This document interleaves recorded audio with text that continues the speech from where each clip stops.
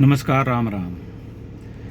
काव्य पाठ की जो श्रृंखला है उसको एक विराम देते हुए एक महत्वपूर्ण विषय पर कुछ कहना चाहता हूँ। यद्यपि यह कोई नया विषय नहीं है, इस पर मैंने पहले भी कहा है, लेकिन मुझे लगता है कि यह आवश्यक है। महाराष्ट्र में जो इन दिनों हो रहा वह भारत में कतई स्वीकार्य नहीं हो सकता। आए दिन ऐसे लोगों को, ऐसे निरीह लोगों को, ऐसे आम जनों को, ऐसे आम हिंदुओं को मराठी न बोलने के कारण सरेआम अपमानित किया जाता है, पीटा जाता है, थप्पड़ मारे जाते हैं। 2-3 दिनों पहले भी भायंदर में एक अधेड़ दुकानदार जो 48-49 वर्ष का व्यक्ति है, उसे महाराष्ट्र नवनिर्माण सेना के महान कार्यकर्ताओं ने घेर करके पहले तो प्रश्न पूछे कि महाराष्ट्र में कौन सी भाषा बोली जाती है, और जब उस व्यक्ति ने कहा कि यहाँ सभी भाषाएं बोली जाती हैं, तब उसे बहुत थप्पड़ मारे, सरेआम दुकान के सामने ही उसे प्रताड़ित किया, अपमानित किया। वह व्यक्ति पिटता रहा, क्योंकि जब कोई भीड़ किसी को मारने आ जाती है तब वह कोई सिनेमा का दृश्य नहीं होता कि सन्नी देओल या सलमान खान हैं कि उड़ा उड़ा करके सबको मारने लगे। वह व्यक्ति पिटेगा ही। लेकिन यह किसी भी व्यक्ति की निजता का बहुत ही बुरी तरीके से खंडन है, उसे अपमानित करने की घटना है। क्योंकि जब हम किसी व्यक्ति को अकारण इस तरह से पीटते हैं या अपमानित करते हैं तो चोट केवल देह पर या शरीर पर नहीं लगती, बल्कि उसकी आत्मा पर लगती है, और जीवन पर्यंत वह चोट जो है, वह घाव जो है वह बना रहता है। आदमी भीतर भीतर घुटता रहता है, रिसता रहता है।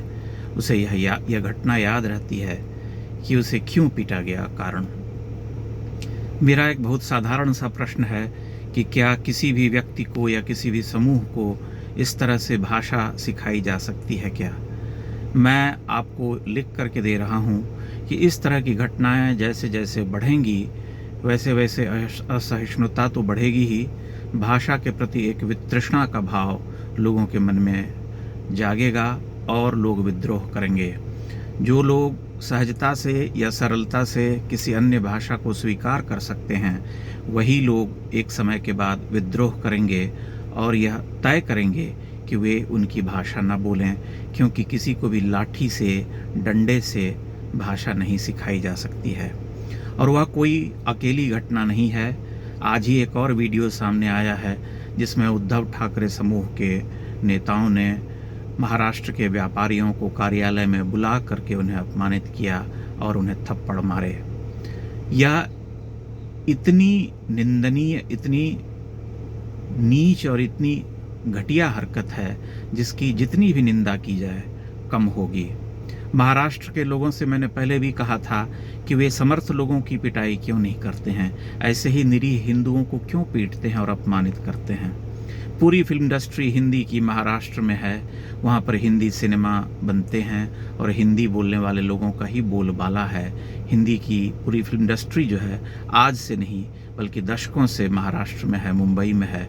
वे उन सभी सितारों को भी प्रताड़ित करें, उन्हें भी कहें कि अब तुम हिंदी बोलना बंद कर दो, मराठी में ही केवल फिल्में बनाओ, लेकिन वे ऐसा नहीं करेंगे, क्योंकि उनसे, उस फिल्म इंडस्ट्री से उन्हें धन की प्राप्ति होती है, और वे ऐसे धन उगाही के जो स्थल हैं जहाँ से उन्हें धन मिलता है या रेवेन्यू मिलता है, उसे कभी भी निशाने पर नहीं लेंगे। वे निशाने पर लेंगे तो ऐसे ही साधारण आम जनों को, ऐसे ही अन्य प्रांत के लोगों को जो वहाँ कामकाज कर रहे हैं और अपने स्तर पर राज्य की जो अर्थव्यवस्था है उसमें अपना योगदान भी दे रहे हैं। आप सोचिए कि इस तरह की घटनाएं अगर अन्य प्रांतों में भी होने लगी तब देश में क्या स्थिति होगी। क्या लोग कहीं और काम करने जा पाएंगे? उनका मन भयाक्रांत रहेगा। हर व्यक्ति यह सोचेगा कि मुझे इस प्रांत की भाषा नहीं आती, इसलिए मैं यहाँ नहीं जाऊँगा, क्योंकि मुझे कभी भी अपमानित किया जा सकता है। उत्तर में चाहे उत्तर प्रदेश हो, चाहे राजस्थान हो, चाहे अन्य प्रांत हो, चाहे बिहार हो, कोई भी प्रांत हो, वहाँ कभी भी इस तरह की कोई घटना सामने नहीं आती है और भविष्य में भी नहीं आएगी, क्योंकि यहाँ पर लोग उस तरह से कभी विचार नहीं करते। भाषा को लेकर के ऐसा दैन्य का भाव या ऐसा स्वार्थ यहाँ लोगों में नहीं है, वे स्वीकारते हैं। दिल्ली में ही बहुत बड़ी संख्या में दक्षिण भारतीय, बंगाल के लोग, बिहार के लोग रहते हैं, लेकिन क्या कभी उन्हें भाषा के नाम पर प्रताड़ित किया गया है? कोई एक घटना भी आपके सामने नहीं आई होगी। इसलिए मैं यह कहूँगा कि लोगों को और सरकार को इस पर ध्यान देना चाहिए। यह कोई तरीका नहीं है कि आप लाठी लेकर के लोगों को भाषा सिखाएं।